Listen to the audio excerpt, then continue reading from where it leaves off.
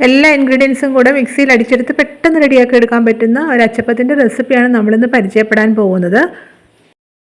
ഈ വീഡിയോ ഇഷ്ടപ്പെടുകയാണെങ്കിൽ ലൈക്ക് ചെയ്യാനും ഷെയർ ചെയ്യാനും അതുപോലെ ഞങ്ങളുടെ ചാനൽ സബ്സ്ക്രൈബ് സപ്പോർട്ട് ചെയ്യാനും മറക്കരുതേ.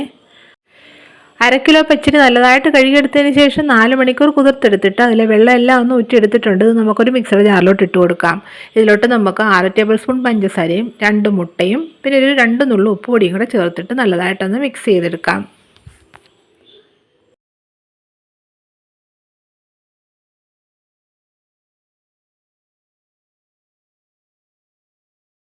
ഒരു മുറി തേങ്ങ ചിരകി എടുത്തിട്ട് അതിലോട്ടൊരു 1/2 കപ്പ് വെള്ളം കൂടെ ഒഴിച്ച് കൊടുത്തിട്ട് മിക്സർ ജാറിലോട്ട് ഇട്ട് കൊടുത്തൊന്ന് അരച്ചതിന് ശേഷം ഒന്ന് അരിച്ചെടുത്ത തേങ്ങാപ്പാലാണിത്. ഇത് കുറേശ്ശെ ഒഴിച്ച് കൊടുത്തിട്ട് നമുക്കിതൊന്ന് അരച്ചെടുക്കാം.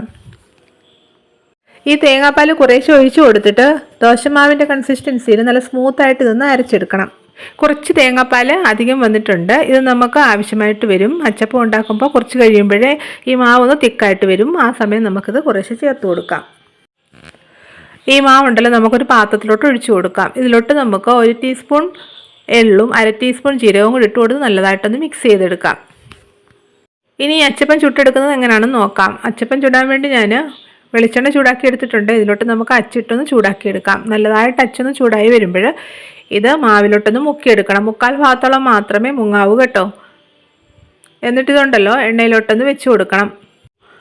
എണ്ണയിലോട്ട് വെച്ച് കൊടുക്കുമ്പോൾ ചീനിച്ചട്ടിയുടെ അടിയിൽ ടച്ച് ആകാത്ത രീതിയിൽ കുറച്ചൊന്ന് പൊക്കി വെച്ച് കൊടുക്കണം കേട്ടോ. കുറച്ച് നേരം എണ്ണയിലോട്ട് വെച്ച് കൊടുക്കുമ്പോൾ അത് താനെ അച്ചിൽ നിന്ന് വിട്ടുവരും. അച്ചപ്പം അച്ചിൽ നിന്ന് ഇളകിയതിന് ശേഷം എണ്ണയിലോട്ട് ഇട്ട് വെച്ചേക്കണം. അപ്പോൾ നല്ലതായിട്ട് ചൂടായി കിടക്കും. നമുക്ക് അടുത്ത അച്ചപ്പം പെട്ടെന്ന് തന്നെ റെഡിയാക്കി എടുക്കാൻ പറ്റും. ഉണ്ടാക്കിയെടുത്ത അച്ചപ്പം തിരിച്ചും മറിച്ചുമൊക്കെ ഇട്ട് കൊടുത്തിട്ട് നല്ലൊരു ഗോൾഡൻ കളർ ആകുമ്പോൾ എണ്ണയിൽ നിന്ന് മാറ്റാം. കുറച്ച് അച്ചപ്പം ഉണ്ടാക്കി കഴിയുമ്പോൾ മാവ് കുറഞ്ഞു വരുമല്ലോ. അപ്പം നമുക്ക് ചെറിയൊരു പാത്രത്തിലോട്ട് മാറ്റാം. ചെറിയ പാത്രത്തിലോട്ട് മാറ്റുകയാണെങ്കിൽ നല്ല രീതിയിൽ മാവിലോട്ട് മുക്കിയെടുക്കാൻ പറ്റും. ഈ രീതിയിൽ നമുക്ക് അച്ചപ്പം എല്ലാം ഒന്ന് തയ്യാറാക്കിയെടുക്കാം. അപ്പോൾ എല്ലാ അച്ചപ്പവും നമ്മൾ തയ്യാറാക്കി എടുത്തിട്ടുണ്ട്.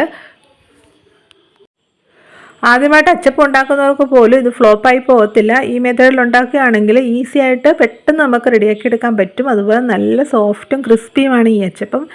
ഈ ഓണത്തിന് എല്ലാവരും ഇതൊന്ന് ട്രൈ ചെയ്ത് നോക്കണം കേട്ടോ. ഇത് എത്രമാത്രം സോഫ്റ്റും ക്രിസ്പിയുമാണെന്ന് ഞാനിന്ന് കാണിച്ചു തരാം കേട്ടോ. അതാ നോക്കിക്കോ, ഒരച്ചപ്പം എടുത്ത് ചെറുതായിട്ടൊന്ന് പ്രസ് ചെയ്യുമ്പോൾ തന്നെ നോക്കിക്കേ പൊടിയുന്നത് കണ്ടോ. നിങ്ങളെല്ലാവരും ഒന്ന് ട്രൈ ചെയ്ത് നോക്കണം. നല്ല ടേസ്റ്റി ആയിട്ടുള്ള അച്ചപ്പമാണ്. എല്ലാവരും ഉണ്ടാക്കി നോക്കിയിട്ട് നിങ്ങളുടെ അഭിപ്രായങ്ങൾ കമൻറ്റ് ചെയ്യാൻ മറക്കരുതേ. വീണ്ടും ഇതുപോലെ പുതിയ വീഡിയോ ആയിട്ട് വരുന്നതായിരിക്കും. Bye bye.